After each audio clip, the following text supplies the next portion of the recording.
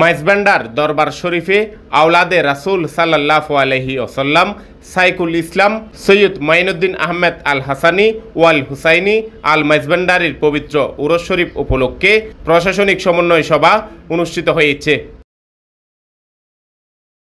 গতকাল বুধবার রাতে আঞ্জুমানে রহমানিয়া মইনিয়া মাইজভান্ডারিয়া ও সৈয়দ মঈনুদ্দিন আহমেদ মাইজভান্ডারি ট্রাস্টের ব্যবস্থাপনায় সভাটি অনুষ্ঠিত হয়।